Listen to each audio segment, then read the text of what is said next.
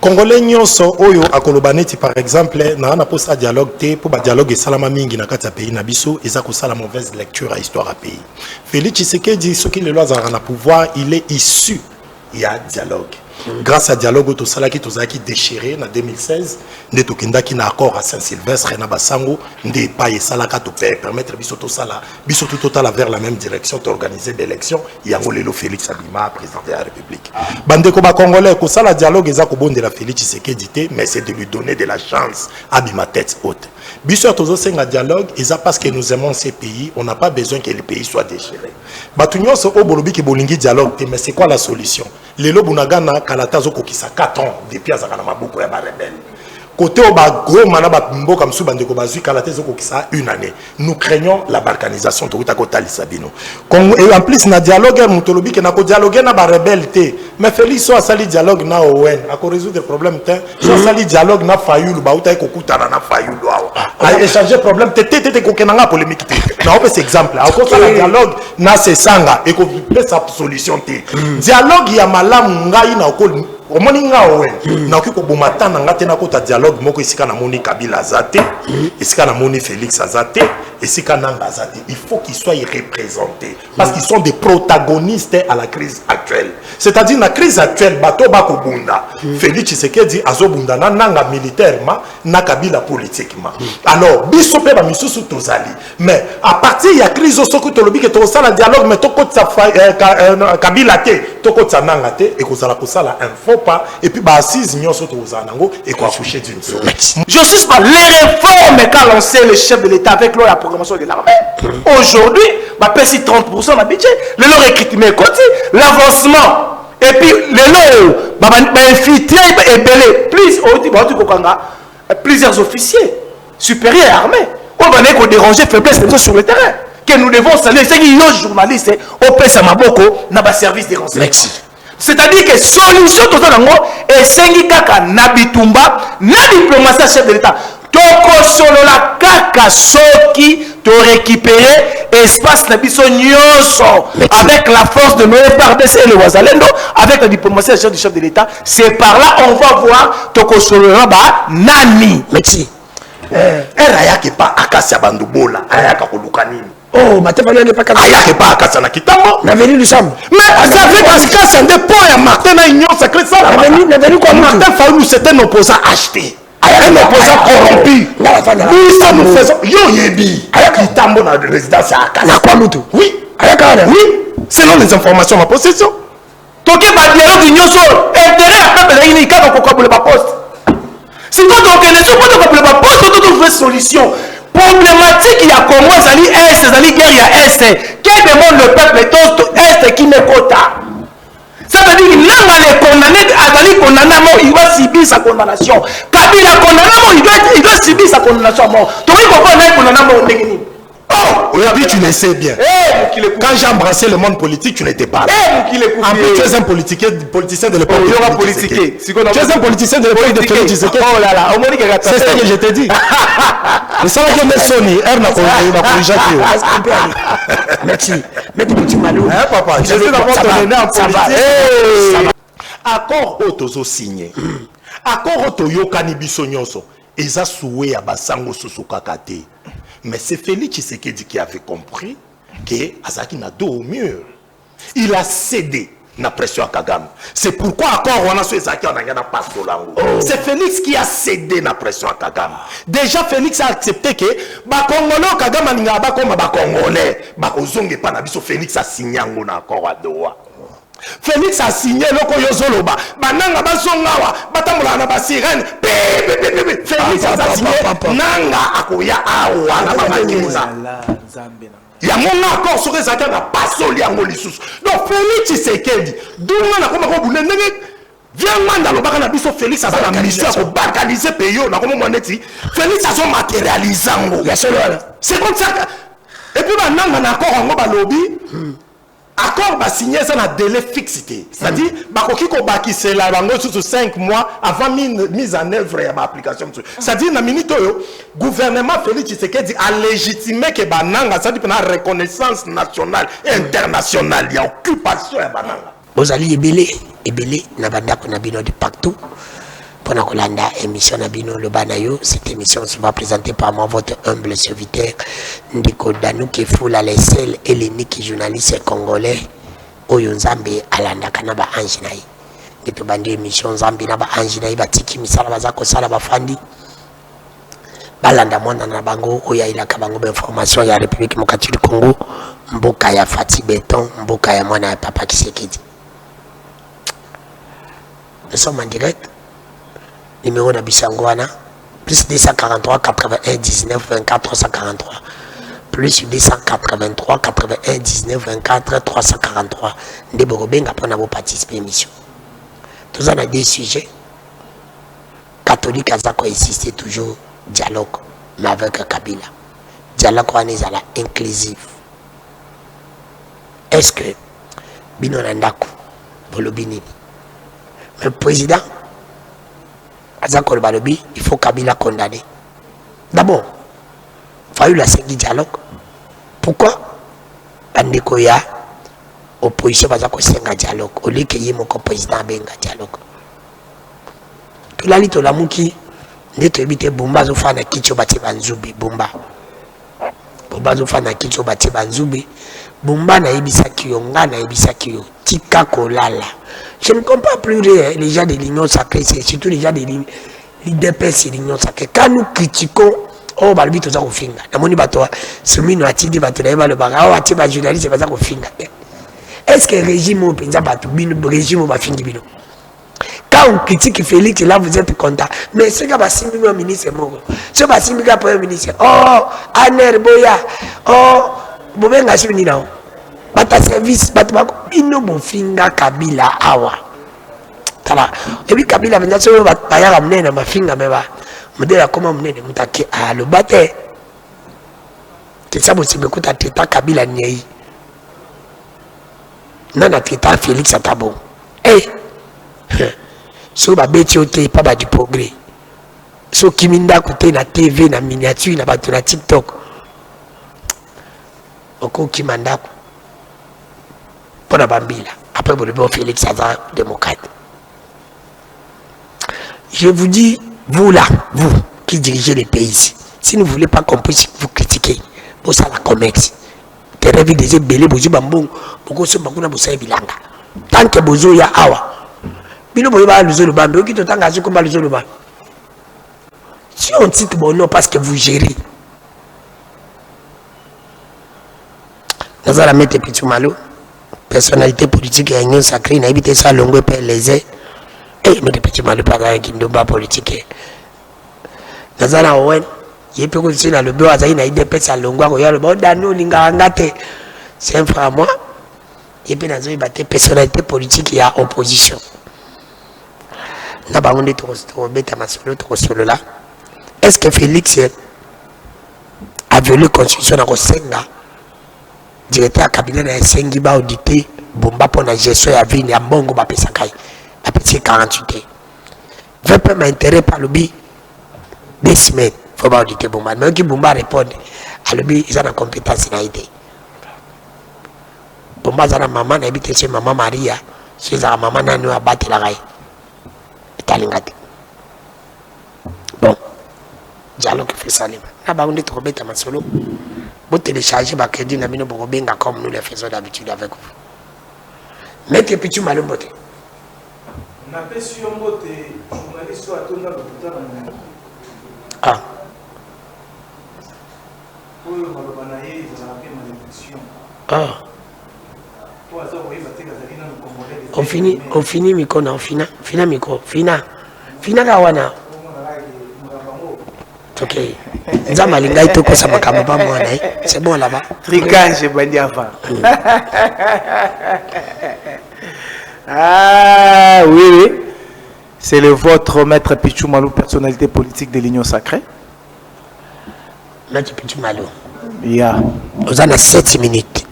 2 minutes. Yo kangana tuna mutuna. 2 minutes vous en avez droit à dénoncer les Kamomoko Moni Yamabe.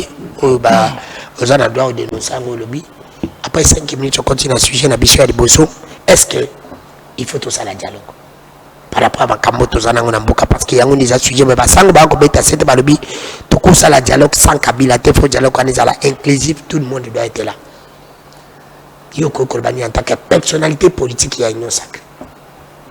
Tika peuple banano que yoza journaliste ou vérité na monoko ça la raté. Il n'y a pas de problème. Oui. Et puis au boss on a la congolais de père et de mère. Parce qu'il y a des actions faut reconnaître. Tant aux autres baké ata homme d'affaires va critiquer yega. Ce qui va faire né mati, ba betele maboko. Ce qui va faire né kiti. Ba critiquer yega. Pour moi tu va critiquer Martin Fayulu pour na Faden House. Là, n'a pas un personnage, il n'a pas eu. Ah, mais bah critiquer pour la fois d'une house, depuis à la fois d'une house échanger. Bref, na kangi. Il y a mon tout ezali que nazoye bisa na général la ville province à Kinshasa avec considération mon général major Blaise Israël Kanto, pas Blaise Kilimbali Mbaza déjà nanane. Mon général major Israël Kanto. Merci Yakoye Bape Koyoka Omana Ebisakio, Nasengaki logistique, et ça l'a renforcé sur le plan matériel, Nakati Yaba district, pour soutenir l'action, Yakolinga éradiquer, nulle part ailleurs au monde, même dans des pays sérieux, organisés, criminalité Zalaraka. On n'éradique jamais des criminalités, mais réduire au moins toute la criminalité. Il y a mon félicité parce que je sentis que au côté logistique ya sika ba mituko ekoti mais etika likambo moko ba policier esengi te renforcer sous ba policier na ba district, c'est très important pour que ba renforcer les sous enfin que problématique et insécurité à ville à Kinshasa et banano kozwa solution et surtout toujours comme la festivité mon général, je suis de cœur avec vous. Félicitations encore une fois pour na sa action matérielle à la police nabiso, c'est très important. Ndeko danou kefula kota la mutuna mbamo ya mon azokota. Non mon frère, que demande le peuple? C'est ça, c'est le sujet majeur. OK. Que demande le peuple? Et non, mais tu au monde na Congo tous les artistes très intelligents, mais par rapport il y a négligence, il y a inconscience notoire. Mais on ne s'est pas considéré. Parce que ça dit, dans la dimension culturelle, et c'est vraiment la misère, pas à tomber, à tomber ma casse. Dans le concept, on a quel demande le peuple? Il y a un autre qui vivre les lots. C'est ce que nous vivons aujourd'hui. Peuple a zako senga nini. Félicitations, Félix Loisé quoi. Siko yo makamune koti. Est-ce que la population congolaise en général, baza na posé un dialogue? C'est ça la problématique. La population je sens un dialogue pas monique. Bato bazo kufra belé. Mais il y a une population à Wapi. Tout ça na yo awa danou ke fula na Kisasa. 26 provinces ezali ba kolanda biso. Et si kanino moni population était la mina libanzela, ba ko tambola. Ndenge biso to bande ko tambola à l'époque tant to en opposition, yebi yango danou ke fula. Peter Tiani, je salue. Tu qu'on appelle ça Peter Tiani Mbote Massanangai. Félicitations vraiment à plateau Kitoko. Félicitations encore Peter Tiani. Je suis de cœur avec vous mon ami. Merci. Tata, population nini ezali ko tambola na nzela pour le baké, tolingi dialogue. C'est par là, la politique il faut pas soutenir yango. C'est par là il y a la population ou dans le cadre du parlement sur le plan national, sur le plan provincial, papa qui ne peut soutenir yango. Peuple alingi été bon na zo senga dialogue. On a na zo senga dialogue. Mais tous y a un sujet où ils allaient à l'encontre, il y a vouloir payer demande, il y a peuple. C'est ça le problème. Peuple là pour ça, il y a retour. Il y a qui a na est du pays. C'est ce que le peuple veut. Peuple n'a pas ça, il y a retour, il y a Bunagana, il y a Goma. C'est ça la volonté du peuple. Vous êtes devant une personnalité politique avérée et l'homme qui a vécu dans ce pays. C'est très important.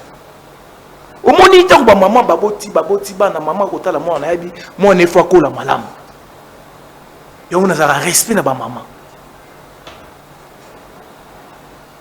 Apesio joyeux anniversaire encore une fois ma mère, c'est pour ses 30 ici. Vous avez invité. Merci. Maman Christine.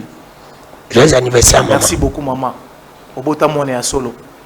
Ndekonangai. Nulle part. Mais pourquoi on veut inventer? Pourquoi on met sa population?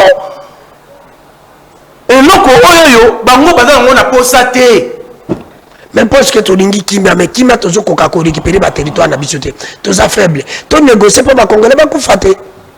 Danou Kefoula. Banani bazali ko bomisa population congolaise. Qu'est-ce que dina nanga na Kabila soit disant c'est lobby. Ah, heureusement na souko lobi soit disant. Oh, mais heureusement na souko lobi soit disant. Donc yo moko obiaisé déjà malobana. Yo on a dit si peuple, ba que aux journalistes aux la vérité na mon côté. Nous avons vrai journaliste. Il n'y a pas de problème. Parce que aux émissions na ngana. Moto aux journalistes aux la crédibilité mais vérité les angakayo. Moto oyo ya bomisi peuple, aux ali ko continuer ko bomisa peuple. Ayebani. Nani? Où est bien mon malam? Nani kasi? Maintenant il a signé d'accord au alongola RRCD. Et comme CNDP et comme M23 nani yango na mboka au Congo Kabila. Oh mais aux autres comme il y a kobanga loba ya solo soko zali mandataire à Kabila loba ya mandataire à Kabila ezali makama mboka yo na totali ba congolais Congo za mboka na biso ba bazali ko ba bande ko na biso ezali la vérité pour toi bango vérité et puis toi parce qu'on luka solution c'est ça qu'on doit faire tout ce qu'on bomba maloba mon total ça makama c'est Kabila. Les 17 même banane bakota ina kisasao. Ce n'est pas vrai. N'est-ce pas que Kabila Azara chef d'état-major général, chef d'état-major terrestre servir la Congo. Avec le chef d'état-major général James Kabarebe. On tous voit déjà que ba tu ko bomaye. Negolangai. Mais qu'est-ce qu'on pouvait attendre de cette armée? Merci. Bref, les accords signés n'est ça là que on puisse infiltrer notre armée. N'est cela qu'on puisse infiltrer les services de renseignement. N'est cela qu'on puisse déstabiliser notre administration et le système politique congolais. C'est ça les conséquences. Nous avons la guerre, la guerre économique. Bazak Oluka, ba minerai na biso loko na ba signaka ba accord ba bénéficier ba minerai pour que espace politique n'est pas na bango. On y bien bien. Pas ni koko ça fait. Est-ce que le kola to yebi yango bien ngana yebi na ngate na za na journaliste yo yebi ozali politique. Alors toko sala nini kasi pona to récupérer bamboka na biso wana. Sala to koki na bitumba te. To ke na biso. Retire koluka ko za problème té na FRDC. Pour ba soda ba ko beto fimbu koleka. Retirez ça s'il vous plaît de nous. Mi batela ko. Ou vous allez mandataire. Ya ba bazali ko boma peuple ou vous allez journaliste. Yebisa ba qualification ba ke ba soda ba ko quitter et où te liwa. Récupérer ba territoire na biso babo. Mais jusqu'à preuve du contraire, nous sommes en train d'avancer positivement sur le plan militaire. Voilà pourquoi je dois saluer les FRDC et les Ouazalendo. Les réformes, je chute par là, les amis Moutounotuni. Je suis pas les réformes qu'a lancé le chef de l'État avec la programmation de l'armée. Aujourd'hui, ma PSI 30% de budget, le lot recrutement côté, l'avancement. Et puis, le lot, infiltré et belé. Plusieurs officiers supérieurs armés. On va aller déranger faiblesse sur le terrain. Que nous devons saluer. C'est qu'il y a des journalistes au Pessamaboko dans le service des renseignements. C'est-à-dire que solution tout ça et sengi kaka nabitumba na diplomatie chef de l'État. Toko solo la kaka soki to récupérer espace na biso nyoso avec la force de nos FARDC et le Ouazalendo avec la diplomatie du chef de l'État. C'est par là on va voir toko solo la ba nani. Merci. J'avais fait 8 minutes. Après ça peine de 8 minutes. Mon amboka wen frère Yami Boni Mbote. La personne qui est mbote était pour nos représentants qui était. Le respect de plateau oblige, je ne pouvais pas le donner et on a pesé ce qu'on mbote. Merci. On a mboka wen Mbote. Mbote mingi ndeko Danou Kefoula. Mbote na mon frère Pichou Malou. Mbote na batu nyonso bazolanda biso na bandako. Je pense qu'ils seront servis. Danou Kefoula, quand tu reçois Owen sur ton plateau, yo, il faut obimisa ton invité en lumière. Tu ne peux pas réduire ton invité. Owen n'a habité sur la personnalité politique à opposition. Non, Owen est le président de la JUREC, l'un des cofondateurs et à Génération Rupture, un opposant, coordonnateur à Bataillon Front Populaire. Tu as le devoir de le faire, c'est ce que nous avons appris. Je serai heureux si prochainement tu me présentes comme ça. Et merci mon frère, je prends mon note prochainement, j'ai référence. Merci. Et puis, awa tozolo ba na bandeko o bazolanda biso, je profite de l'occasion na okota penza bien à sujet. Ba tout ba olanda na ça ba mo énergie ezali. Et puis, awa bakozala servi de okota na profondeur dans mes analyses. Brièvement, nangana lobela question moko, j'ai été saisi par les parents d'élèves via école à Noarit na UPEN, bien heureuse à Noarit. Donc, Minerval na bango, ezalaki na $280. Na époque où on a dollar, ezalaka na 28. Bango moko ba fixa Minerval en dollars, $280. C'est-à-dire parents ceux qui ont mis $100, ba ebiso ba osa la parité, faut payer ça 300 000 francs. Mais l'élo gouvernement zo bunda po alléger charge ya ba parents. Bango ndenge dollar ekiti, ba lobi ba kozwa sumbongo en dollars te. Minerval ekomi 840 000 francs et à $400. On se comprend. Alors je leur avais promis que tu dénoncer à bien heureuse à Noarit, na UPEN, avenue Suisse. Nous dénonçons cela. Avenue Suisse. Et oui, il y a une copie auto-transmettre en haut déjà dans le gouverneur de la ville. Na ministre provincial, il y a enseignement. Parce que bon, ils ont sapé effort, il y a gouvernement. Lorsqu'il y a certaines décisions, genre il y a la gratuité et autres, aux à la opposant, aux à la mouta pouvoir, ça bénéficie à la population. Mais biso, on ne peut pas encourager cela. C'est-à-dire, comité de gestion et école bien heureuse à Noarit, et Zawana pour combattre l'action du gouvernement, la politique mondiale. J'appelle l'école, monsieur, na monga fou la même situation, ba ebisenga, kuna ba yobise ba lobaki ba futa monga $. Si quoi commission ko kei, ko futa $10, ba ebiso ba 3 000. Sikoyo, non seulement comme ça 3000 bango ba communiquer que soko ke opesi $10, ba yebiso ke mbongo no ba compter on a franc congolais 22 000, donc bango Minerval ba ochango sous na franc congolais na dollar te comment na franc. Babi l'état congolais c'est na Minerval en franc. Or, l'année dernière, même na rentrée scolaire il y a tout billet de vacances, Minerval c'était en dollars. Et ba moni dollar et kiti, ba moni ba esquiver. Or, il y a certains parents ba futa ko $500. 500 à l'époque ezaki 1 450 000. Le lot dollar et kiti comme 1 100 000 par an on a empathie. Au moins on a pu produire monsieur à consommation on va wenze ballon se fait 47 000 to meki au paralysé et ko ça la parallélisme nango mais au cas où ils ont les can école wana ils a quelque chose qu'on doit dénoncer na bien heureuse en Noarit ça ils a pour attaquer ba action il y a gouvernement qui dans l'école on a fait toujours image voilà ah si qu'on a continué la question oyotuni na habite si c'est la même question bien c'est la même question voilà si c'est la même question et pas nous avons ajouté quand mettre petit malalobi peuple aza ko senga dialogue te peuple ko senga to récupérer bonaga na to récupérer biloko na biso peuple alingi na dialogue te bino position pour ka bolingi dialogue pour dialoguer pour la bon ngai na landi ndeko Pichu Malou le bien-aimé que j'aime beaucoup mais il a divagué dans tous les sens il n'a pas été dans le sujet aza penza posité awa pona sujet otozanango il faut que za la montozo michana po ya bato bazo vivre méfait à cœur les parents les enfants éparpillés ba famille dispersée bato bakokufa maboko ya kokabwana oyebi epai bananga bazalelo basali saka bato nenga na auto vandi be mutumo ba komeli biso na weekend ke il faut bosa salongo so boy salongo ba beti ofimbo yoko lingo vivre fi wana ke ba moni mutu ozomela masanga avant 17h ba rebelle ba e bakangi bino ba beti bino fimbo bato misusu na minito mbongo na bango e kangama depuis ba banque bakanga na ba province wana. Mais de quel peuple? Oh, il y a une allusion. Alors, le peuple n'y a dialogue. Mais ce peuple-là a besoin du retour de la paix. Mais comment retour il y a paix qu'au salama? Pour qu'il y ait retour il y a paix, peuple était moutoua décidaka.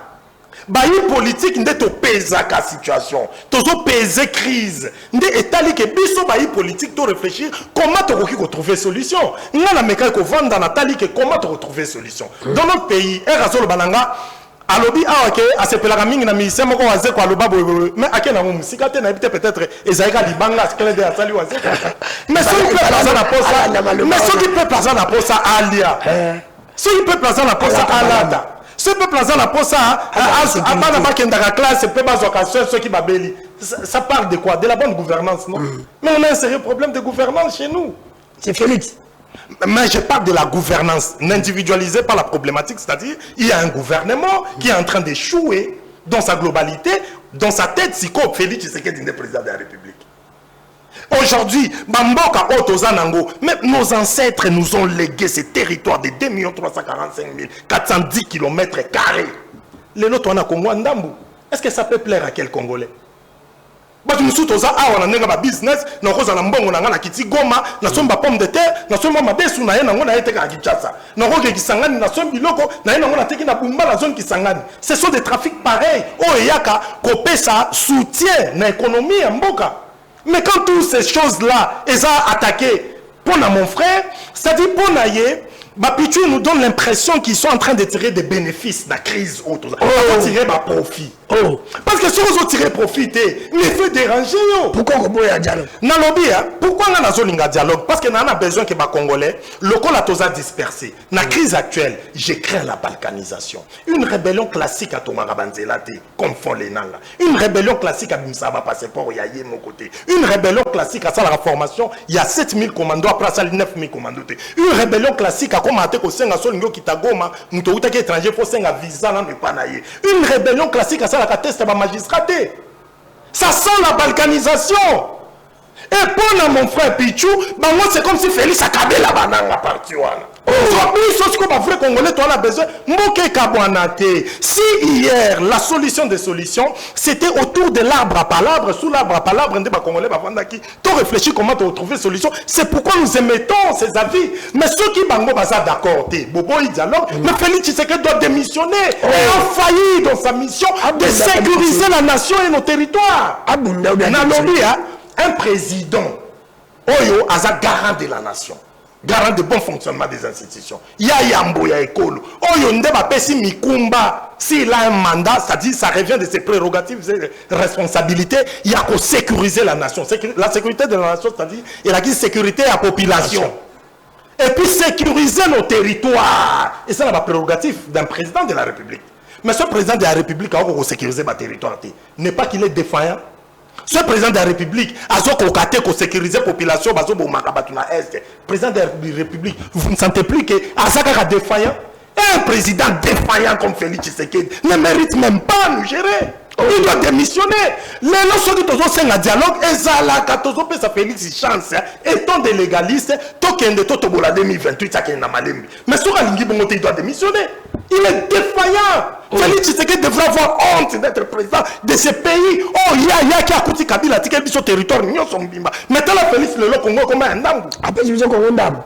Non, nous avons un dialogue. Nous avons dit que l'égoïsme est caractérisé comme une union sacrée. Les années, je te nous avons chité dans 3 minutes. Non, non. On dit égoïsme est caractérisé comme une union sacrée. Et ça que, quand nous avons un dialogue, mais c'est ça. Ici, nous sommes en train de leur dire ceci. Le dialogue que nous sommes en train de demander, tout ça n'a pas à féliciter. Nous n'avons pas que tout ça la suyer.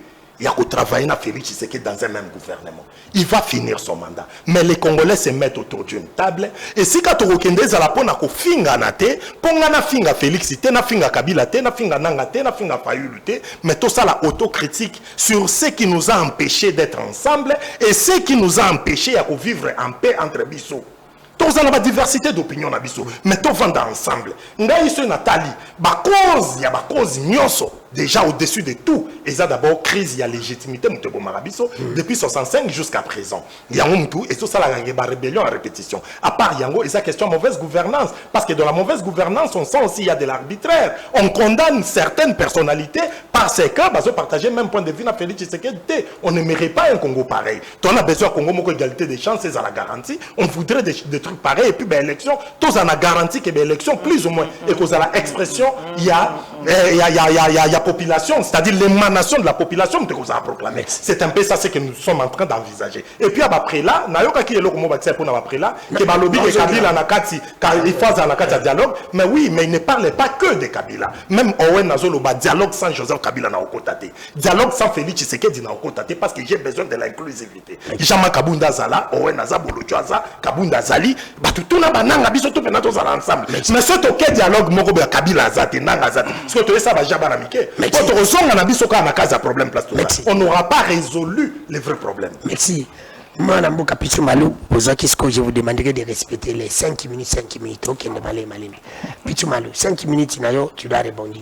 de kalobi faut dialogue ezala yo lobi ka nzemba Félix wadi ko suki yango suki sango kende makambo wazi kaloba etina kati abi bango ba osengi za motema mabe oza égoïste pourquoi lingi dialogue te bango pe bana bezo bokabola ba poste te mais to solo la to net ngala zaka na kanda ya kadima mabe ndakatanga l'élection ce dialogue ezali pour te préparer na 2028 parce que nga fona bima député na mboko il faut na bima tu mo ke dialogue yo comme ministre ya comme ministre ngana ko komana ya kombe belo na salinga de kobati c'est vous dire il faut que l'élection malamu ponga peuple a voté nga exactement alors pour tout que l'élection malamu faut te préparer bon lamba boli ya boza ba poste mais vous préparer biso Congo ya bien exactement oh mabeza wapi allons-y mouiller les maillots naseki omoteke nayo naye contradictoire na contradiction papa répondre la méthode on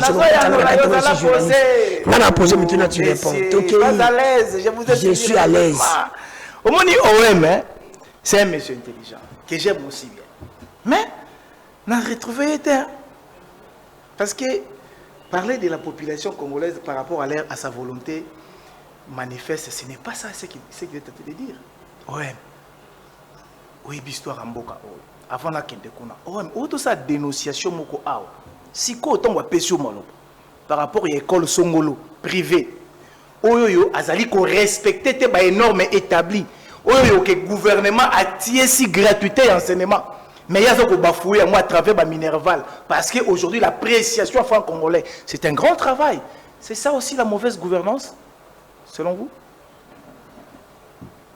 manque à suivre aussi. Non, répondre. Mais attendez, je suis dans ce que tu as dit. Que je vous réponde ou que j'attende? Je suis encore dans ton lit. Ah. Je suis encore dans ton lit. Ah, c'est ça aussi la mauvaise gouvernance. Biloko na marché qui appréciation franc congolais et c'est lié que Biloko Ekita. C'est ça aussi la mauvaise gouvernance. Selon toi, mon cher ami. Tata Nangai. Tout le bamakambo na motema ya patriotisme. C'est ce qui est plus important.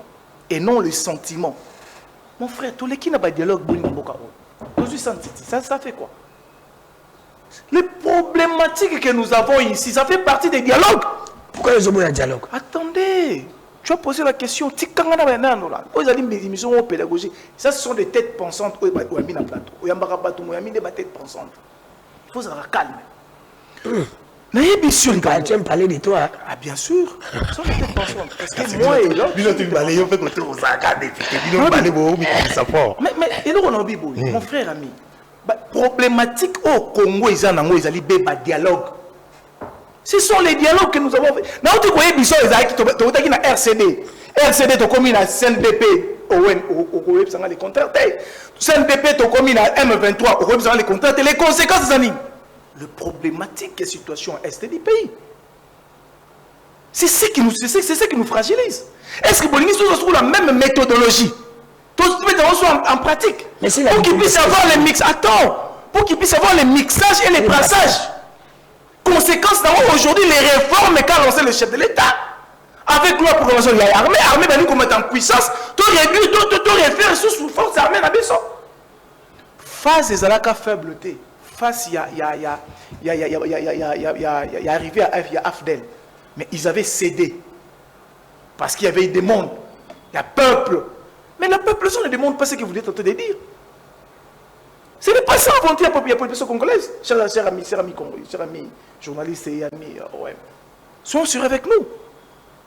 Yango kaka Félix Oazé kwa tu koyemba kwa tiko mikolo lisusu. Par Nangai, Oazé quoi. Oazé quoi trop hein. Oui, non, je vais vous dire une chose. Il y a des artistes. Mais il y a par Nangai. Tu peux mettre sous l'isolant par Nangai. Mais c'est par là qu'on doit comprendre que bon ngara yoka yoka. Yoka banzembu ozali ko pesa biso enseignement. C'est très important par Nangai to yemba ngosikoyo. Mais pas parce que tu connais la Saint-Sylvestre. Pas. Tu connais qui n'a Kojo. Pas. Et donc on est aux amis. Et donc on est pas. Mais ce que ça mon nini c'est pas qui s'abîme au bunda mais dans le bible tozali ko bunda tozama terrain bon récupérer la tozali ko récupérer ma territoire peut tozali ko avancer otangelinga ko kombe bana otangela ngo récupérer s'il vous plaît soko lingi ya on a bisoté je te dis nazo ebisa yo soko lingi to kende na parce que au pesi minutes dans moké on va revenir pour nous passer au détail territoire, secteur par secteur, en détail. Mais il y a marqué, les avancées au moment qui est au novembre, c'est parce que les réformes au sein de l'armée, c'est parce qu'on est en train de détecter, infiltrer, côté plan armement na biso, côté Kamindouki na biso. Non, même tu avais beaucoup de ministres. Alors, 5, c'est rapide. Basango, Mokondia Basango, nyonso a monde entier à la comment il a Pape. Merci beaucoup. Tu n'as pas papa n'a pas côté. Papa solo qui a été na Rodom ya Ndolo. Aibisa ki bangoni. Il les a rappelés à l'ordre. Ceux qui m'ont consigné, ils ont rappelé à l'ordre. Bon le moine politique. Même que petit mali, jamais le droit de te relancer, c'est mon émission, c'est moi qui pose des questions. Tu ne peux pas m'imposer dans mon émission. Ici, c'est moi, ça ne passe pas. Imposé. Mais que petit mali, nous étions avec vous quand on combattait Kabila. Non, même Basango. Pourquoi pas te dire Basango Bazonga, Nandila, Lelo, tout ça, qu'on s'engue Basango Bazonga. On dit, moi, qu'on peut se monter pour Bishop Bakongo, tout ça, la bosse au loté. Oh, tu bois un kilomètre, tu dis Mango Lelo. Et surtout vous. Allons-y. Merci beaucoup. Il y a des minutes au salaire. Non, pas une minute. On a dit qu'on contredit, on a dit qu'on faire voir. Okay. Les contextes, ils sont différents.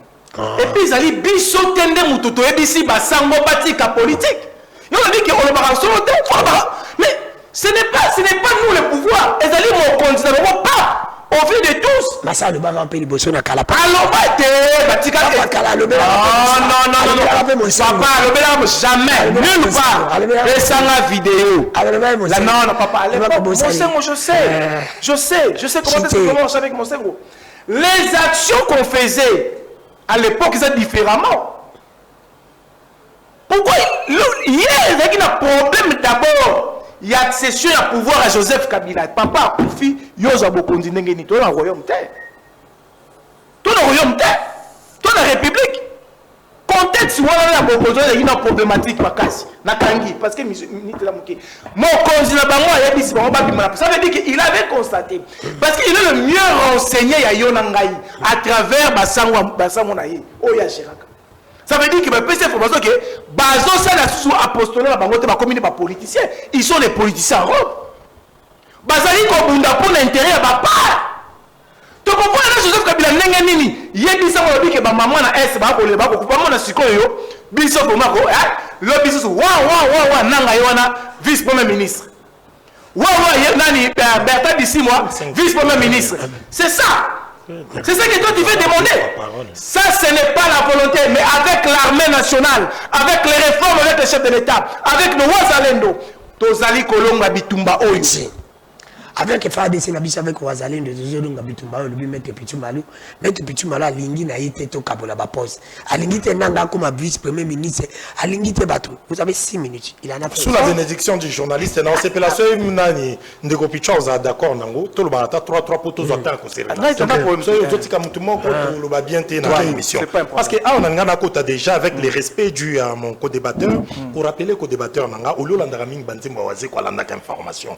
Au Moni Awa, dossier Otozala qui n'a pas d'information. Mais oui, mais ça fait partie de l'information. Excusez. Ça fait partie de l'information. C'est pas grave, je vous en prie. Alors, Nanobi, hein? Il y a un journaliste. Excusez, Nano. Il y a un politique, il y a un journaliste. Excusez. Comment tu veux traiter des ça fera de la cacophonie si on parlait ensemble. Déjà, à notre niveau, biso to kosa la débat ou les lotés. Ce qui est à jour l'information. C'est-à-dire, tu as déjà que le gouvernement a signé accord na M23, na Doha. Ils ont parlé de la gouvernance, que va gouverner ensemble. C'est quoi? Quand tu avais parlé, j'avais souffert quand tu parlais. Alors, j'avais souffert. Voilà. Gouvernement na biso. Ngayo na kosola masolo na so te batu bakokamwa ngao. Parce qu'à chaque semaine, je suis dans des émissions, nous débattons. L'accord signé na Doha, oh biso to sepel nangote. n'a pas point nyonso baché. Il y a un point, je crois 6e ou 7e, d'où on parle, Makambouya réinsertion dans l'armée, Makambouya, il y a autres ba ya zobanga Makamba soda, kozong sabango, il y a nino yo. Mystère de brassage. Place ya zobanga Makambouya rapatriement des Congolais au baza peut-être à l'étranger, retour à Batoignos. Mais nous venons de signer avec Yosko Erozolo dans le plateau. Tozo beta masola pichu d'opposition au gouvernement. Oh là là. Donc déjà d'abord, tu es en phase avec la position du gouvernement. Donc soit tu n'es pas informé. Gouvernement est assassin. Ça quand c'est mauvais quoi. Au gouvernement assez assigné qui. Et puis to longo wana. Ndeko nanga lisusu la zoka mama kasi. Ndeko nanga lobiawa omonike makambo basango na bako o tozolinga to sala basango ndenge basala kaboye, soit ba biso ils sont des politiciens. Menteko. Accord o tozo signé. Accord o toyokani biso nyonso. Eza soué à basango susukakate. Mais c'est Félix Tshisekedi qui avait compris que Azaki n'a dos au mur. Il a cédé la pression à Kagame. C'est pourquoi encore on a su Azaki on a gagné pas Solango. C'est Félix qui a cédé la pression à Kagame. Déjà Félix a accepté que ba Congolais Kagame n'inga ba comme ba Congolais ba ozonge pa na biso. Félix a signé un accord à Doha. Félix a signé le Koyozoloba. Bananga bazongawa, batamula na basirene. Félix a signé nanga akoya awa na bamakeza. Ya mon accord sur les accords na pasoli yango lisusu. Donc Félix Tshisekedi, dunga na koma ko bunene viens manda lo baka na biso. Félix a la mission pour balkaniser pays na komo moneti. Félix a son matérialisango. C'est comme ça. Et puis bananga na accord ngo balobi. Accord va signer ça dans délai fixité. C'est-à-dire, bakoki ko baki c'est la bango sous 5 mois avant mise en œuvre et ma application. C'est-à-dire na minute yo gouvernement Félix Tshisekedi a légitimé que bananga ça dit na reconnaissance nationale et internationale, il y a occupation ya bananga. Et tout ça c'est Félix Tshisekedi. Donc Congolais sur les boza qui dit ba Félix Azaka wana. Oyo Congo to comme Soudan comment si Soudan na Soudan normal. Il y a des états qui disparaissent. Ndeko tozongo ba aventure te baka ba Yougoslavie lelo ba Soudan comme mi balé lelo to comme na Congo ndambu so be no continue na Canal Plus bo na même na abonnement on go fit abonnement ba ochelo ya Congo à côté na biso na Congo ya ndambu tika nanga na biso vérifier ngo beta na Canal Plus bicho azawa za na Canal Plus il c'est vrai et ça si j'ai goûté lelo te donne moi comme yo bangote na bité mais biso tout s'inquiète na moto sela ngo émission Canal Plus ba ko biso côté na côté oui ba tiens na Congo o ya bandeko ya ndambu ya est Congo Félix Congo Est oriental côté bananga kaswazo okikete oh Congo Félix beaucoup de non je vous dis Congo Félix oh ils a Congo Félix non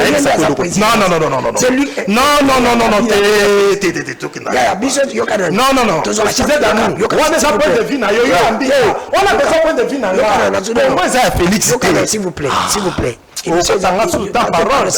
émission pédagogique. Pédagogique ça veut dire quoi? Ce que je suis en train de dire c'est que pédagogique. Tu as quand même chance à voyager. Je te jure. Tu voyages tu na mindele, tu comme na frontière de Toya et on s'est dans transit. On doit habiter sur tu non que de Congo. Par le Congo ya Félix. Et je te dis devant le Congo Kabila pour ba bisa bon. Ako kende Congo. Mais soko solo bango na ba contexte wana. Na contexte. Soko ba contexte ande tu bango yo ka Congo papa wemba Congo fali na ba sens wana. Mais yo tu as reçu un adversaire de Félix Tshisekedi sur le plateau. Yo sanga Congo Félix. C'est une provocation. Non, non, non, politicien, tu peux pas me dire que Congo Félix parce qu'hier Kabila était là tala les lois à soutenir la pouvoir. Et puis Félix Tshisekedi na yebi saka yo ba vrai fanatique bazaka na musique. Ato bimisi album te ba golwa ba kakawana. Eh ba warion pe baza. La politique sont dans la poste qui va tout changer na bango. Na solo banayo ba bitu malubi lo tout bazo ko sayo wa. Félix tozo souhaité sortir na yo ma tête haute. Après la kobi ma tête haute et c'est une sagesse na biso nyonso ba congolais. Les soucis les plus majeurs o eza au-dessus ya ba soucis nyonso to za na recherche ya paix. Alors pour tous paix et c'est na to za na caractère moko humble, to za na humilité. Félix oso du poste tout na politique to lukwaka. Il y a comme président de la République. On s'appelle la possibilité, on a une bonne comme il a milliardaire dans la paix. Milliardaire coûte taninga ite ça bon et puis et ça fait ça bon mais biso to solo bana sens ya que à ça za la président na pays yo a combien de place à combien et puis à ça na deuxième mandat il a une bonne occasion ya que abima tête haute. Mais ce que lundi biloko ba pichu bazolo ba entêtement Félix nazo ebisayo ta la président Mobutu ti le loko raison raté. Conseil Maintenant, si tu as une situation qui est malamu et qu'on ça la bien.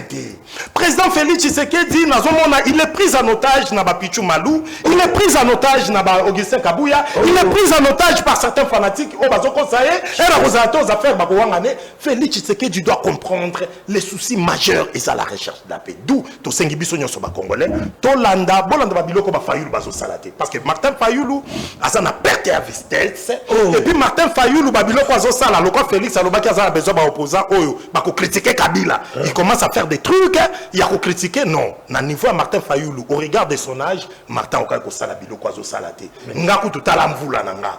Menga nazo senga to za disanga moko to finga lati. Mais Martin c'est là qui nango na moni à chaque fois ça la ba sorti, c'est pour plaire à Félix Tshisekedi. Dans nous nazo bisayo, Martin Bobenga ka soldat du peuple, mais soldat du peuple comme gendarme à Félix. Martin et puis Martin Fayoulou, je vous informe.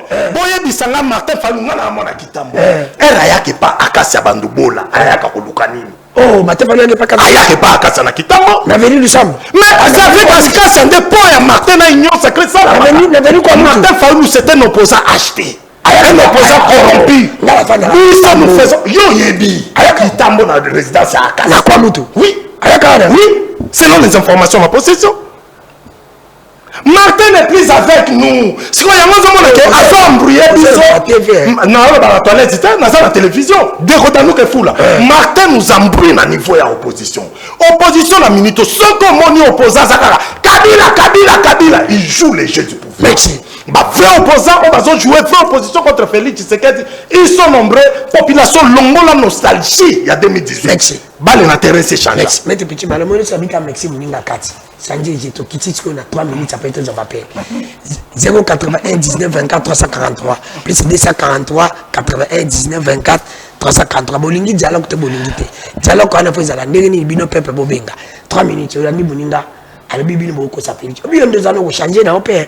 On comme appelle beaucoup mi Owen, on comme pays d'annoncer na comme. Bien beaucoup ça Félix. À la binoté. Ok. Ngaïna Bandana, chef de l'État aujourd'hui, hier, Azakina nous responsable de l'IDPS na Belgique.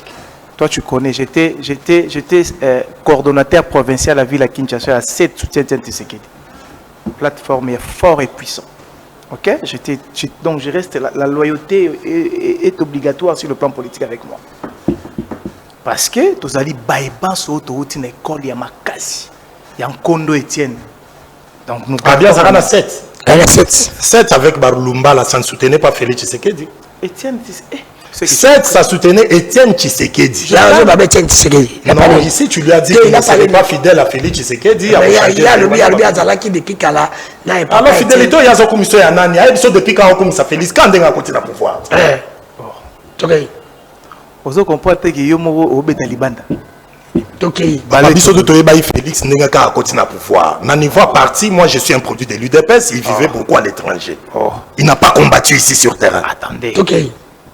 Si tu as dit que tu as terré, on a. Donc, quand tu as terré, on a parce qu'il a vu 17 ans dans l'UDPS. Ouais. C'est que le chef de l'État actuel était qui? Il était qui? Il vivait beaucoup plus à l'étranger. Il n'était pas avec nous sur terrain. Il était qui à l'IDPS? Il était secrétaire chargé à questions extérieures. Avant d'arrêter la Belgique, mais tu es quand même un intellectuel. Mais oui, je suis un intellectuel. Voilà pourquoi la raison, il y a là qui chargeait, il y a question extérieure. C'est lui qui faisait plus la diplomatie. Il y a eu le pays. Notre maître, mais c'est ce que je t'ai dit que depuis. Toi, tu les soutenais.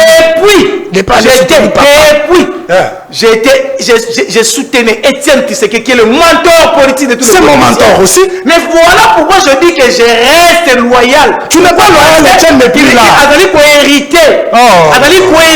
Le système politique d'Étienne Tshisekedi. Ok, laissez-lui. L'héritier politique. Ok, 3 minutes. D'Étienne Tshisekedi. Et qui vous a dit ça? Ah, bien sûr, c'est confirmé parce qu'il est là. Ok. Laissez-lui l'état, tu lui as dit. Ok, 3 minutes. Étienne Tshisekedi, tu as l'ingara ta comme ta premier ministre. Oh là là. Papa la linga été. Ah, linga ta tenga, ça m'a proscrit na l'UDPS. Moi, je suis un produit de l'UDPS. Papa linga été. Papa, tu as dialogue à Saint-Sylvestre. Parmi bateaux, parce que là-bas comme un premier ministre, Félix Tshisekedi, papa, boya. Pourquoi il a dit Félix, c'est bien? Mais il avait. Ce qui toquait là, parce qu'il n'a pas voulu travailler avec ce gouvernement. travaille avec quel gouvernement? Et vous nous avez haï pourquoi? Bah, il n'a pas besoin de toquer la casa vous. Pourquoi? On est l'histoire.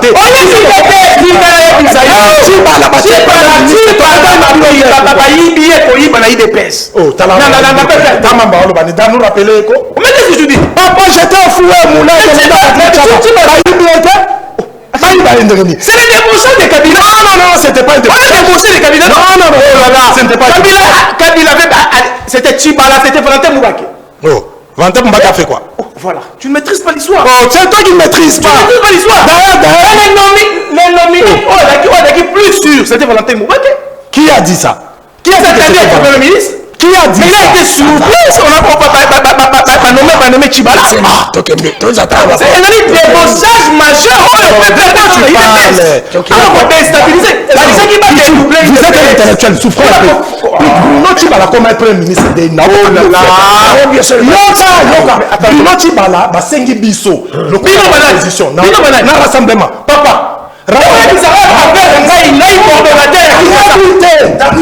Moi j'étais le porte-parole du président Sensa. J'ai travaillé dans le cabinet du Premier ministre. J'étais au foot.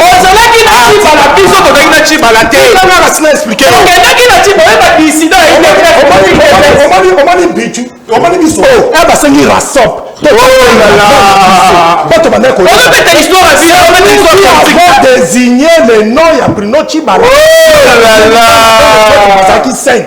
Joseph Kabila a jeté son dévolu sur Bruno Tchibala. Joseph Falengankoy, on l'a pas débauché, mais cela on a voulu dédoubler l'IDPS, fragiliser l'IDPS. C'était que chaque parti, il y a opposition forte. Et là, ça ne concernait même pas l'UDPS. C'était le rassemblement. Attendez, rassemblement. Rassemblement de l'opposition. Rassemblement des forces politiques et sociales acquises et changements de l'opposition. Rassemblement, formé ma partie est belée, ma fournie, c'est ça. Que tu ne maîtrises pas. Mais le parti majeur, c'est quoi? C'est l'IDPS. Il y a un IDPS, on va parler d'un parti politique majeur. S'il vous plaît. Maintenant, ils ont contesté l'IDPS d'abord. Oh, t'as la côte à côté. Oh, mais regroupement, ça la tête dans ma partie majeure. S'il vous plaît. Attendez. Il y a la FCCF, ça va partie majeure et après perdre. Mais bien sûr, il va bien sûr. Ça la si tu es politique, tu l'aurais su. Alors, il y a des sayoke. On maîtrise la moté. Non, ça on la maîtrise la moté. Mais oui. S'il vous plaît. Tu vois qu'on est dérangé quand même. Non, on a dérangé. Mais tu ne maîtrises pas. S'il vous plaît. Qu'est-ce qu'on parle du poids politique? Toi, tu vois les poids politiques en politique. Quel poids politique? Oh, voilà. Quel poids politique? Oh, ouais, je te comprends. Tu es journaliste. Tu n'es pas politique. Il est journaliste. Parce que s'il était politique, il doit comprendre ce que moi je veux comprendre quoi? La politique, c'est dans le poids politique. Et les poids politiques dans les partis politiques. Donc, tu veux que je comprenne tes incompréhensions. C'est ça ton souhait. Que je comprenne tes incompréhensions. C'est ça comprendre. S'il vous plaît. Laissez-le fausser. Écoutez, laissez-lui avancer 2 minutes. Lui, son nom, la somme à Robert, t'as tenu à Zaïna Sabo. Tika, analyse, comment on les a envoyés. Et puis, cette chanson, ça a Roger Lumba, la rebelle. Na 7, ça a Roger Lumba. On comprend le marabout. On a Roger Lumba. On a même ici, on comme ici 7 ans. Vous êtes avec Roger Lumba. Nous, on a une document. Il y a une plateforme. Est-ce que tu peux. Vous êtes avec des rebelles. Tu peux lui laisser avancer. Donc, 2 minutes. Dans nous qui est fou là. Ouais. Je croyais OM dans l'esprit. Tu ne peux pas l'évaluer. Journaliste. Mais parce qu'on a une notion de déontologie en fonctionnement à politicien. Mais je te dis, parce que tes réactions et tes analyses ne correspondent pas à un politique. Oh, ne correspondent pas. Et donc on correspondrait. Il faut qu'on ne corresponde pas. Oh là là. Des réactions. Oh là là. OM. T'as la bassesse de Kobi Kita. Non, ça va. Mes réactions et analyses ne correspondent pas. La rapidité photo, c'est ça, gamin. Oh là là. Bon, ça a été évolué. Oh là là. OM, n'a reconnaître. Donc, il y a des petits malades. On quitte ici débat, depuis d'aller qu'on quitte on a assez. Papa, Tosa wana, Tosa Kakawa. Non, quitte ici débat. Mais qui c'est? Mais oui. Ah, parce que tes réactions et tes analyses ne correspondent pas. Oh là là, moi je n'ai pas dit ça. Tu m'as pas dit les. Tu avais dit quoi alors? C'est grave. Laissez-le avancer. C'est tout ça, débat. Non, mais papa, donc il ne faut pas être ça l'argument. Précision, ça la télévision. Même pas le vide, tu évolues. Tu as des ordres de beauté la télévision. C'est quoi S'il vous plaît, s'il vous plaît. La maturité, c'est quoi? Mais c'est ça, non? S'il vous plaît, écoutez, mais il fait des attaques qui parlent du sujet qui rentre. Je suis une personnalité politique. Tu es personnalité politique. Tu être personnalité politique, ça veut dire quoi? Non, ça veut dire que ceux qui ont ça débat dans la fosse de la Nicolo. D'abord sur le plan politique, je suis ton aîné. Et puis tu le sais bien. Quand j'ai embrassé le monde politique, tu n'étais pas là. En plus, tu es un politicien de l'époque. Tu es un politicien de l'époque de Félix Tshisekedi. C'est ça que je t'ai dit. C'est ça que je sonné. Merci. Mais tu m'as dit. Papa, je vais d'abord ton aîné en politique. Je m'appelle Pépé Azobenga.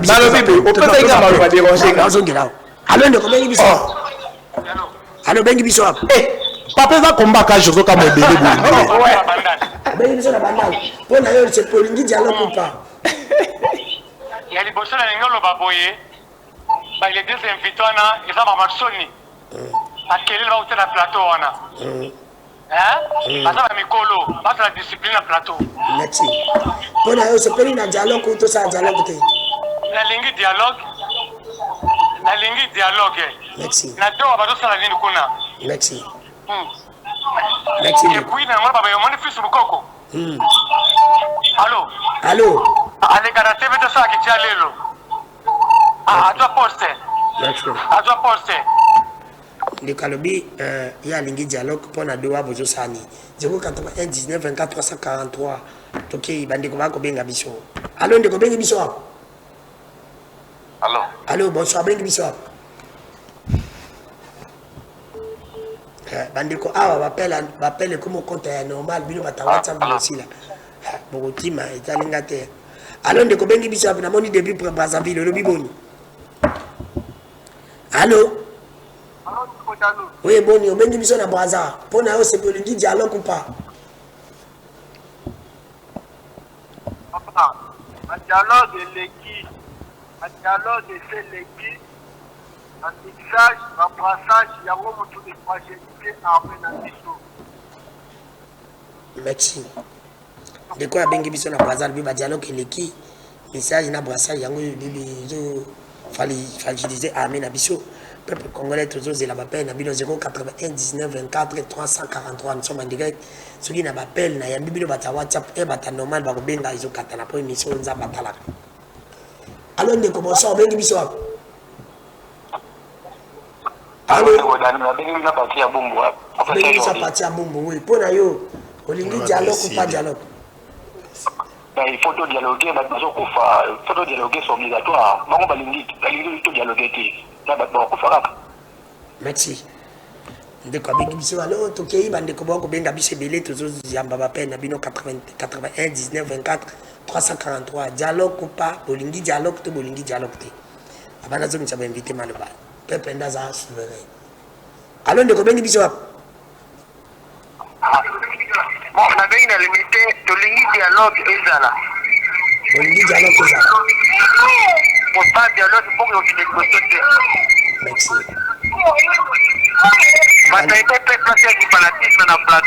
Merci. Sabi dialogue ezala bataille de place botika qui fanatique na plateau ngate uza peuple azobenga bino mobokanga bato bakoma kuna peuple azobenga ngate peuple oh dano alors ndeko bengi biso bonsoir ndeko bengi biso non na dono na lenda ndeko dano mbote na ndeko ren ndeko msusu ya na plateau mbote dialogue est obligatoire sur le cas qui t'amata il finira par céder et d'ailleurs on est dans la voie ça va débat moko tout la accord ya droit il faut comprendre et qui se passer la droit il y a l'article 3 l'article 5 nous doit nous sacré expliquer sur la décennie bonjour moi kala expliquer sur la décennie. Merci beaucoup c'est qui gagne dans la lettre Matine de Gonabiso de Pilimba. Allô ndeko bengi biso hapa. Oui. Bonsoir ndeko bengi biso hapa. Na bengi na matete. Bengi biso na matete pona olingi dialogue ou pas? Pour nanga dialogue ko sala matu parce que dialogue ko sala mingi wa kwanti le dira mboko parce que parti asa mutana ye Mati de kabili ya bengi biso na matete dialogue ko sala mate batikika facha sala musala na yi 81 19 24 343 nous sommes en direct benga biso ko pesa makanisi na bino bolingi dialogue pa allo ndeko bengi biso wapi allo obengi biso wapi allo ndeko ndanu na rengi na bengi na komina makala na lobi boya ouais dialogue to sala uta kala ti lelo biso ba congolais ndeko ndanu oza congolais na landa ko trop wa oza utile na kata mboka na banaliste na yo mais dialogue tokoki kosala dialogue na barebele te ni kabila ni nanga ni amongo oyo azoteka bacongolais na maboko ya barwandi dialogue oui mais dialogue ekosalama après tout aussi sa guerre ya bato bazobomela biso bandeko na biso na este soki esili à l'état aussi sa guerre na est entre nous les Congolais. En plus, les Congolais ont pour pointer les Rwandais les doigts. Merci. Donc après, si ma canissina le dialogue après guerre, mais tu connais aussi sa guerre en camp. Parce que si les autres toujours bunda toujours récupéré, toujours bunda toujours récupéré. Ngaïte wana pep. Alors de kobengi biso. La béni la partie la commune en Seli. À partir de la commune en Seli, yo lingi dialogue ou pas? Na ligne dialogue ité. Kwa ba dialogue le cas de belé. Na yende ko na beni la partie la commune en Seli. Merci. De quoi le ba lingi dialogue te ba dialogue le kebeli. Bon, ça peuple.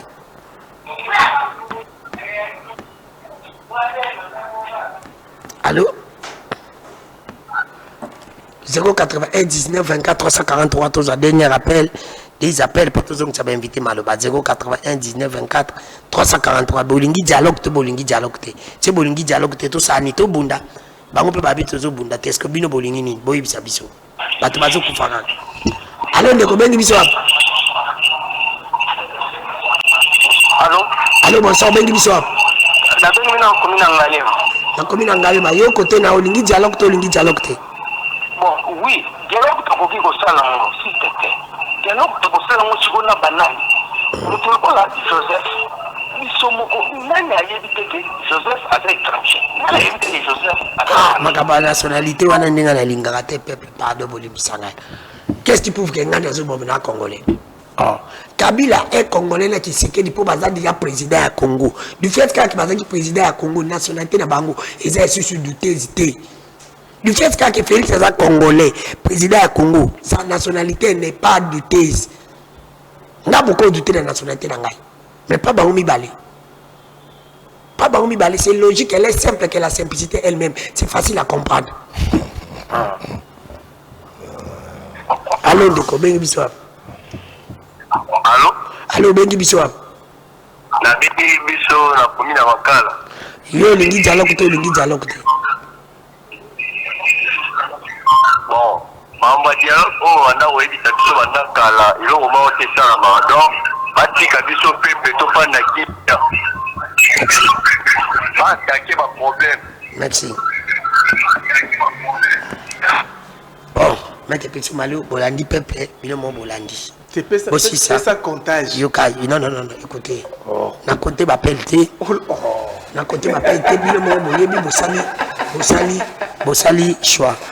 Batu babengi pour la dialogue basé belé batu babengi pour raconter dialogue basé belé c'est pour te dire que ngala za le local baté et monsieur comme aussi là na pesi bino 2 minutes à conclusion na ba dépana oui bande pananga merci 2 minutes bref nanga na loba na population na biso ko ba Holanda biso na bandako Congolais nyonso oyo akoloba neti par exemple na posa dialogue te pour ba dialogue salama mingi na kati ya pays na biso eza ko sala mauvaise lecture à histoire à pays Félix Tshisekedi ce qui les lois en pouvoir il est issu il y a dialogue grâce à dialogue tout ça qui tout qui déchiré en 2016 nde tokinda qui na accord à Saint-Sylvestre na basango nde pa esalaka to permettre biso tout ça là biso tout total vers la même direction d'organiser d'élections yango lelo Félix Abima président de la République bande ko ba congolais ko sala dialogue eza ko bondela Félix Tshisekedi te mais c'est de lui donner de la chance Abima tête haute biso tozo senga dialogue eza parce que nous aimons ces pays on n'a pas besoin que les pays soient déchirés batunyo so obolobi ki bolingi dialogue te mais c'est quoi la solution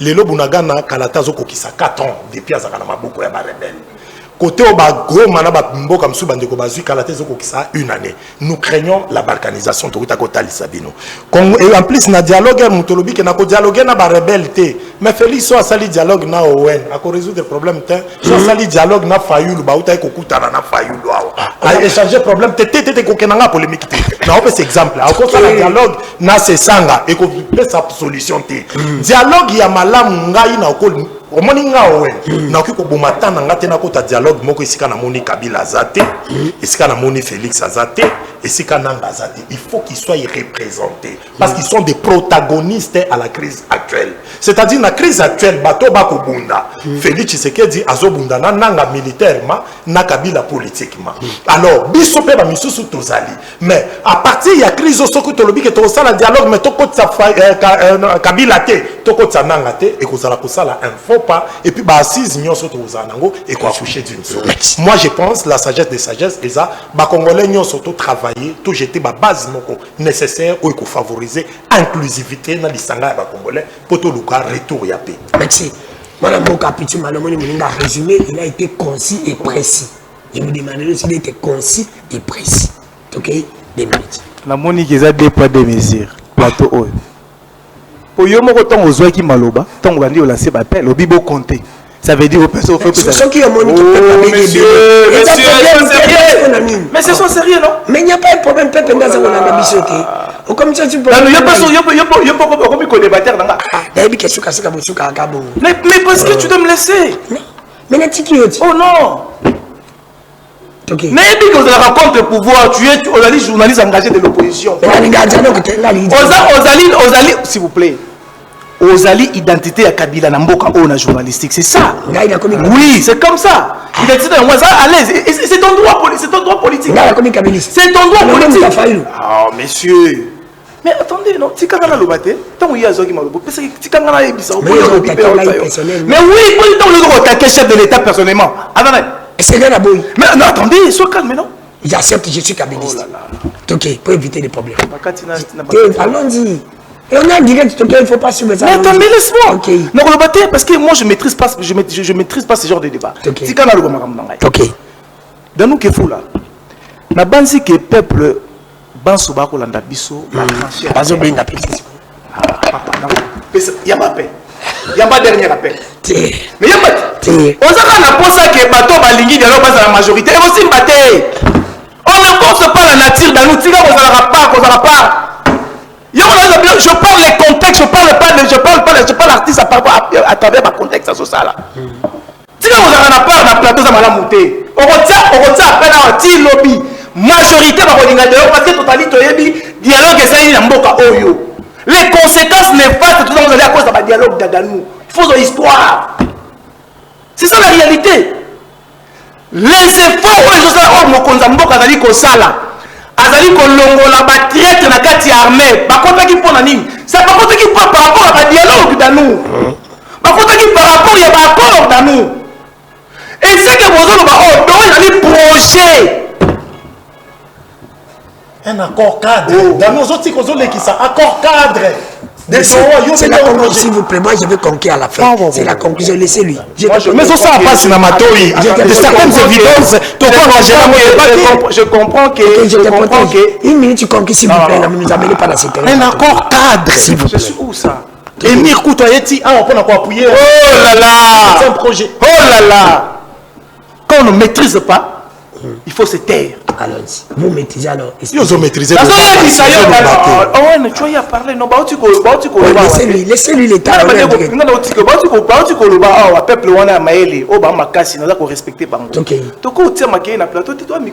On est des responsables. On conclut l'émission. Mozo déranger na faut récupérer minute ngai. Tika ngala loba, o déranger na tika ngai. Argument zaté. Na lobi boye, na zo loba malamu. Baimboka bakongomani baza na posa ya dialogue ata moke te. Okotia appel de lelo ti lobi kuna. Okomona ke bakoye biso baza pourquoi dialogue nde baby simboka na biso. Dialogue ezali ko favoriser kaka ba politique. Intérêt à peuple dans la quantité. Donc il dialogue part, il y a un truc qui part, il y a un part. Bakoye na part.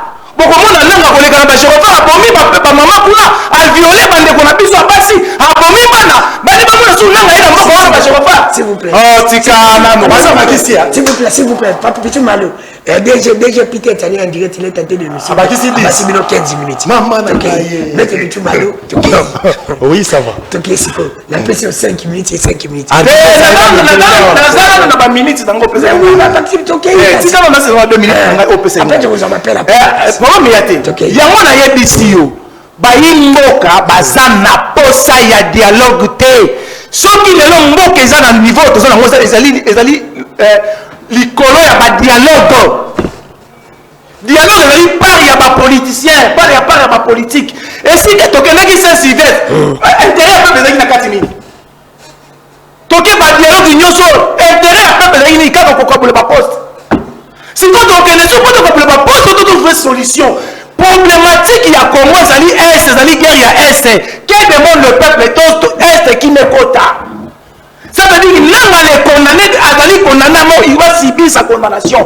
Kabila condamné à mort, il doit subir sa condamnation à mort. Tu vois pourquoi on est condamné à mort? Quelqu'un qui est condamné déjà à mort, Kabila.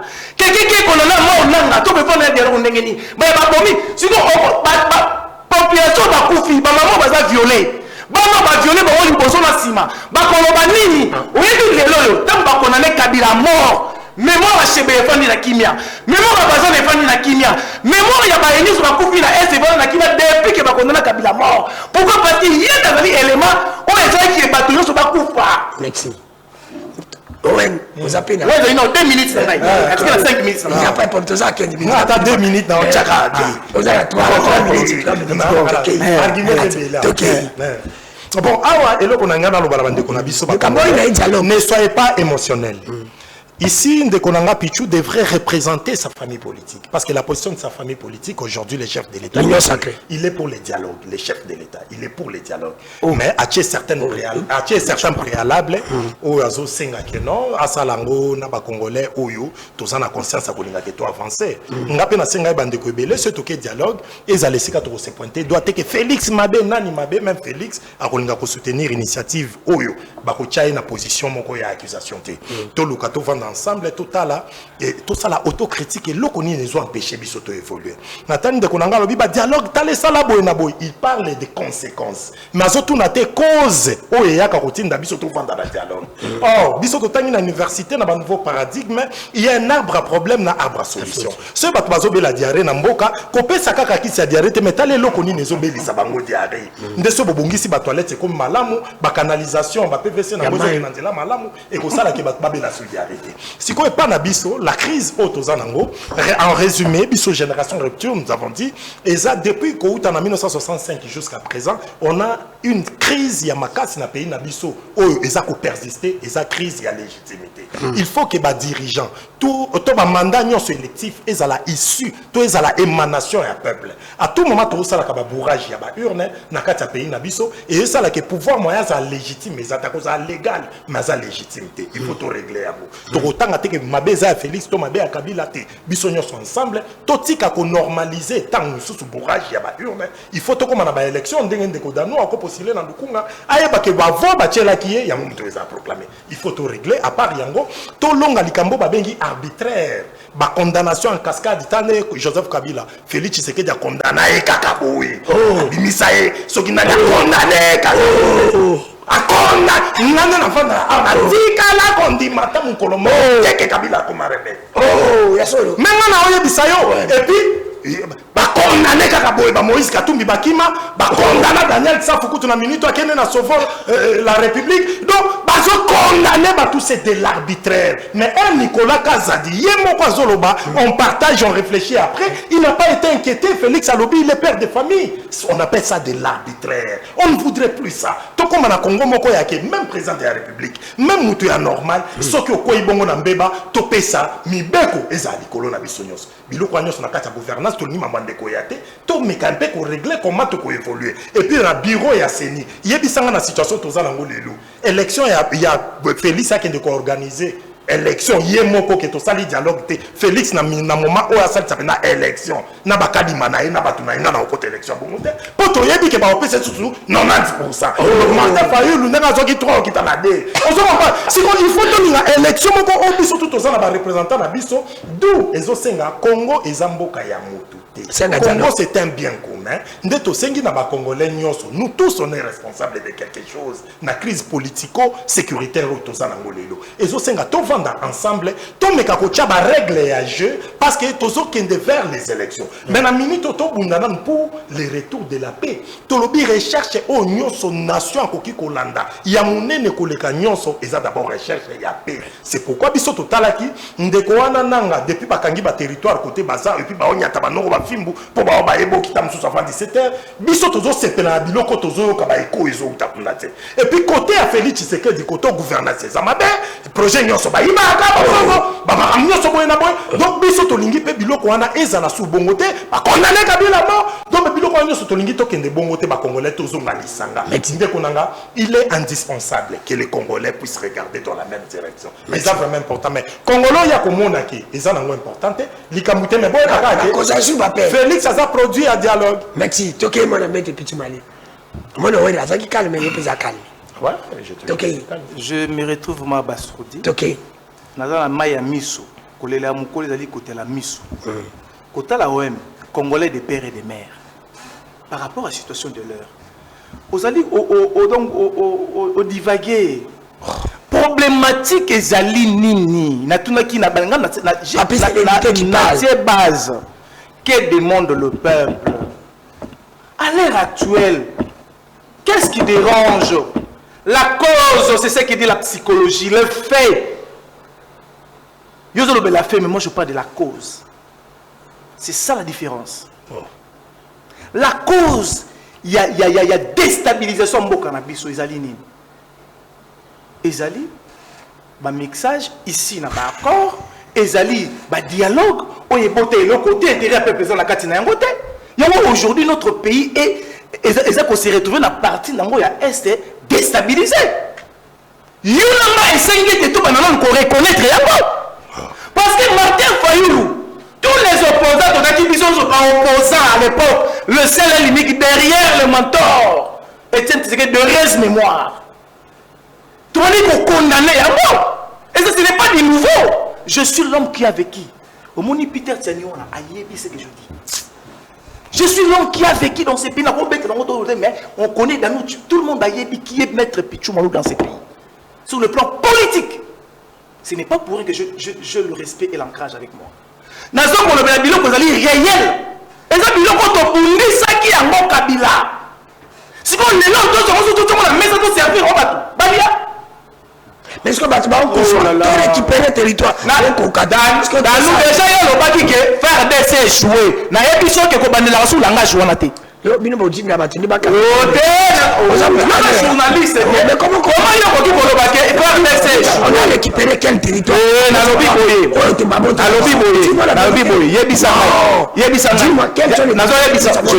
Je te réponds. Monsieur, j'accepte. Mais là, il y a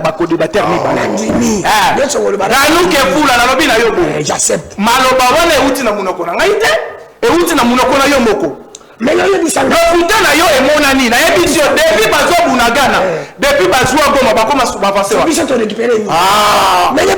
dire que il y a Motouya, tu maîtrises Bangonami. Attendez.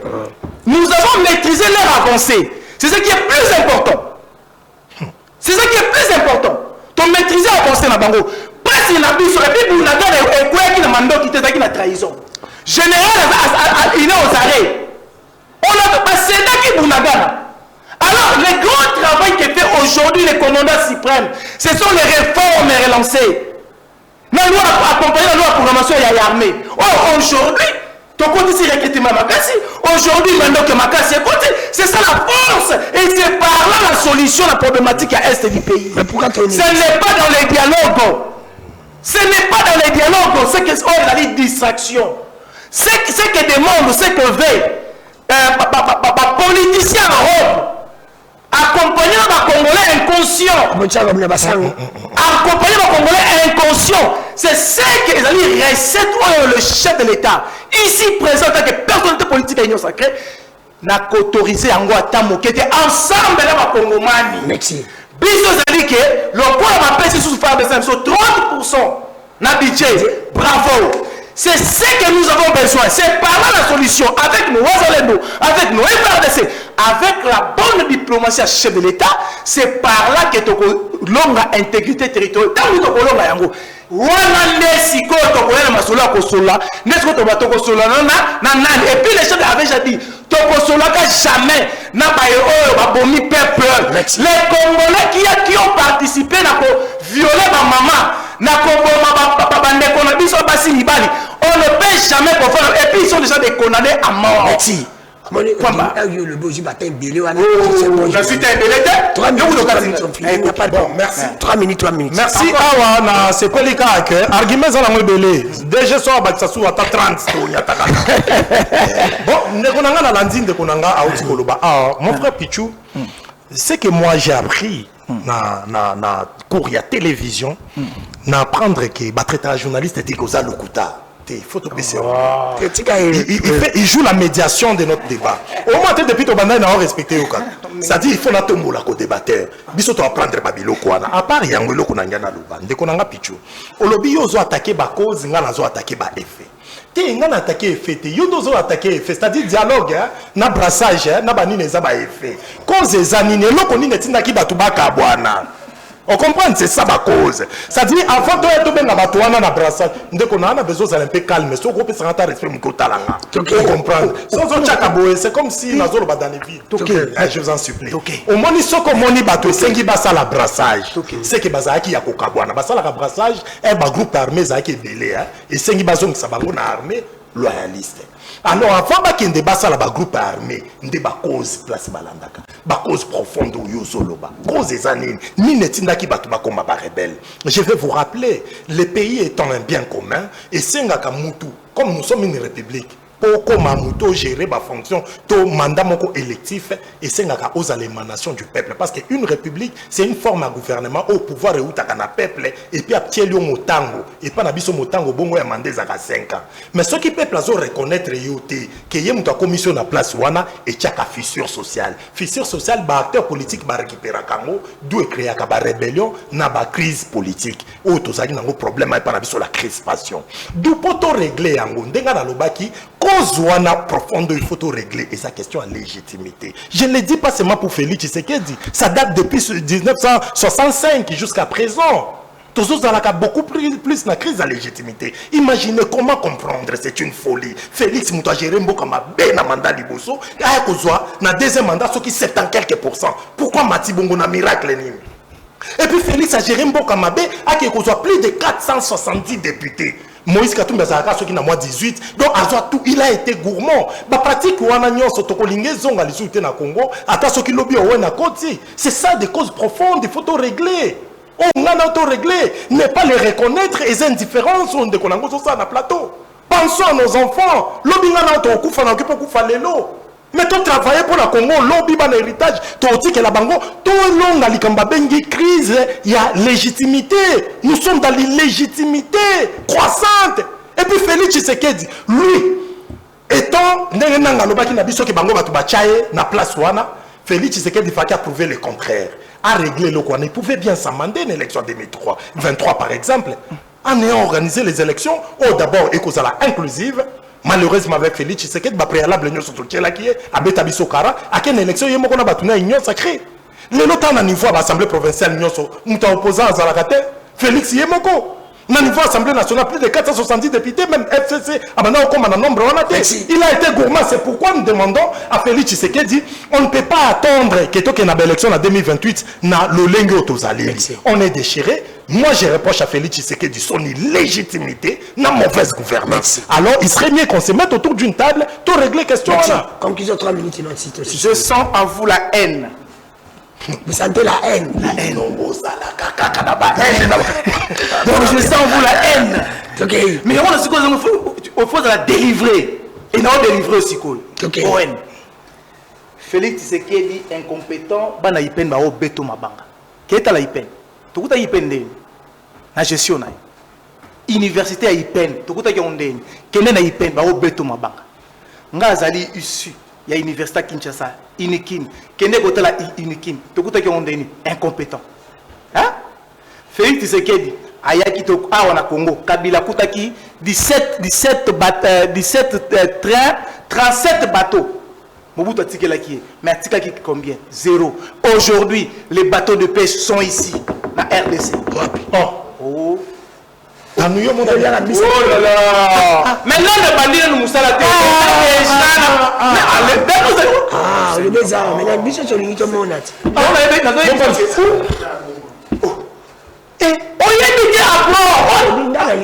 mais ça qui m'a apprendre yo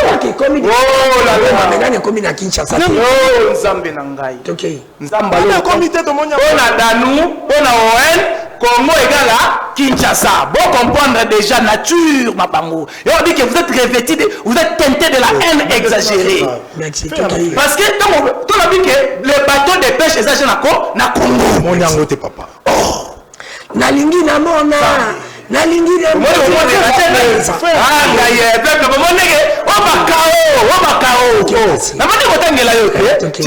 incompétent non le lot yaki batikaki 17 trains o bakutaki à l'époque de maréchal to kuti le côté même rail ezala raté mais le lot rail yango nezongi train taxi Kinshasa Matadi ezongi Félix Tshisekedi incompétent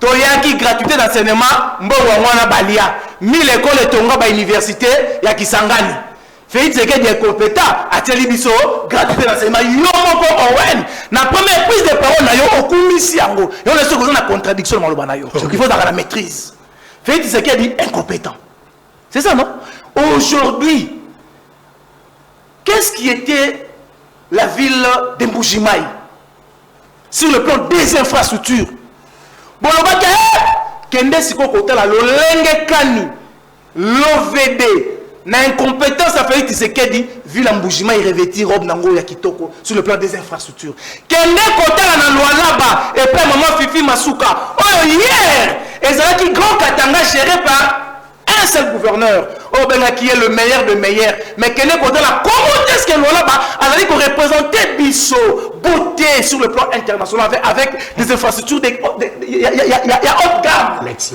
Oh, minute on est coquille. Non, 3 minutes.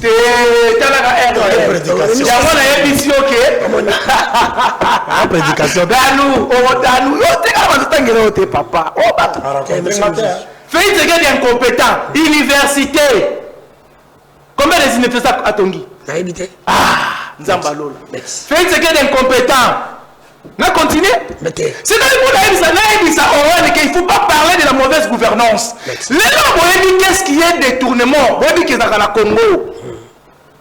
C'est ça la démocratie. Merci. Et c'est ça la bonne gestion. Donc c'est-à-dire que Moutaïbi a Yibi. Merci. Et nous j'ai avancé, mon cher ami, il faut te reconnaître. C'est grâce à l'incompétence à Tshisekedi que nous pouvons trouver papa Mibi. Merci. Mais combien a été volé? Les jugements, nos jugements de Karem a été cédé gratuitement. Mais aujourd'hui, tout est récupéré pour l'intérêt de la nation. Félix Tshisekedi est incompétent. Merci. C'est ça, non? Attendez, tout le monde la haine, tout le patriotisme. Le Congo, c'est notre dénominateur commun. Et c'est ce qui est tout l'inamboka. Oh, mon cher, j'étais calme. Vous aimez Félix Tshisekedi, vous n'aimez pas le Congo. C'est pas ce genre de Je vous invite à aimer le Congo au lieu d'aimer Félix. Merci. Merci Nandeko Wen, merci na Mete Petit Mali pour avoir répondu à notre invitation. Merci na Mwana Mboka peut-être notre DG pour l'opportunité au Salibiso Batibiso Minute nous serons reconnaissants durant toute notre vie. Mais si vous avez un téléphone, il passe. Si vous avez un téléphone, il charge. Pardon, Bolibis. M'appelle yo. Bobo Sanate, cette émission passe en rediffusion demain à 9h. Tokutani sur le lobby, je crois, je serai avec Timothée Lenoir. Na Papimbao, même sujet. Binobo à la près pour Nakobenga. La ligne si c'est émission à Kolobandeko. Et puis que Batibiri Baloba, nous qui faut là, c'est la haine. Nalo Bango. Ceux qui m'ont dit salam malam na lobaka. Na soutenaka Luzo Lubambi à l'époque à Kabila. Luzo Lubambi faisait un bon travail. Mutako Boyazate. Ngai na soutena na lobila Deni Kambai na sport. Mutabo Yazate ça l'époque na. Na linga été le batuba linga mutamba. À ça l'époque na. Tombo ya eto linga yi jila lingiti à ça l'époque na. De l'homme mutako boya lingiti te tu vas bazo mtemu kinyo sandima. Général Kasoko Kabuki à ça l'époque na. Si vous voulez bateau na ondima ngam na no bango be pelisi pa no bato mususu soko sala misala malamu na beke no maboko te pwana siko sala misala mabe neti lelo na ukomisa mama désir na fondation na yi na likabetali éducation na santé na suki wana santé na éducation neti école wana fo bato bazara pa na kokata ngekoma buti na mama école wana wena lubi photo yeba ça c'est l'éducation ba na biso santé na éducation je vous soutiens nous allons soutenir na lubi pona ngai 100 jours à Félix na ba ministre Mouyaya na John Banza bango mi balika batu ba o ngala moni sa ba onyo so batikali 0 na sumi na 0 na lobi yango na ni Mouyaya mbongo na ina lia ni ya na 0 na lobi ministre infrastructure John Banza na Mouyaya ndi ba biwi ndeye selonga na tikenda ba fait ce que bino boloba ce que soto bando critiquer ma base ko na kena mabe wala place mabe ni ke fula c'est la haine est-ce que le lobo ibite to souffrir dans cela. Donc il y a des décembre gouvernement on va organiser les lots bakota contrôle technique lelo na tango te komi bataka kaka contrôle batu ba kitana nzela pour na biloko mibale augmentation ya ba prix na ba demi terrain on l'état organisé lo kataka ngwa akoti ke batu batala banani ba osala demi terrain banani ba batisi ba prix beaucoup de batu contrôle technique te so na lobby wana ngali mutama be wana za fo journaliste wana linga binote. Est-ce que le banzele za malamu boko kanga banzela au même moment où il est mutakoma 24 kendaka o akenzela ya nyangwe ou ba kenzela kalimere bukanyi nyoso mbali bo bisanga mutali kanzela so na beka bino maboko kitambo pona koma kasabubu bukangi bato batu biso na kitambo pona koma kave na ibite to le bato to ji po makuwa nemba bana po makuwa monga fula koloba kutute biso pe na ipene zati kitambo koloba kutute para yoka na ipene kuwa e pa pichu manu na monga fula batu ba bien power munene jour so to lo bateke kuweza biente so na biba longo la DG ya Sinel ya sika do DG ya Sinel ya sika wana za mtama bi c'est mesela za ki DG ya azaki pe ministre énergie aiba pomba Sinel mais il est venu là-bas incompétent to lo bate tolobi que na sport bino bozo ngi tozo ke mondial mais bato basala na sport balobi une année 4 mois bazé payé na lo baté bidu na ministère na tebeta ba kite point balonga na ba poto siko na ba ka fati beto so na lobi wana ndé danu ke fula nimbo kate mais papa directeur na ministère na sport zoka 230 000 na ministère na budget zoka autant na lo baté yo bozo balanga boy bolo balanga boy lobby bonke na PAJ na Assemblée nationale babenga Dudu Famba ministre de finance ba député ko du basidiki Dudu Famba $1 million moko traçabilité zateno 1 milliard traçabilité na ngozate ba député basidiki Dudu Famba incapable de faire résultat et ça il a député na commission PAJ botu na ba député basuku ba bunda il faut bisa biso mbongo 1 milliard o ekenda wapi Dudu Famba asidiki so na lo bate so na lu bongo danu ke fula c'est là Dudu Famba va envoyer ses journalistes et ses communicateurs danu ke fula n'est pas maîtrisable on pense on a katoté il faut que Lubumbashi les deux avions exacts moi quelque soit deux wana exact avions exact babi na ngai ndeko na ngapichunga pe na yake kota cargo na kota na basaki yoka so na lobby on danu alingi mboka te so ko linga mboka ezani ko linga mboka pona ngezali congolais nyoso place ozali sambela nzambe toke mondial Sambelanza bitoke mondial. Le col à présent il s'est qui va jouer nyo so bo senga ngai na opesa bilo. Chancel même en tant que capitaine de toke mondial. A démissionné. C'est balanza. A démissionné. Total asoka opesa bilo démission o ya na 4e mission na kati. Kata. Omoni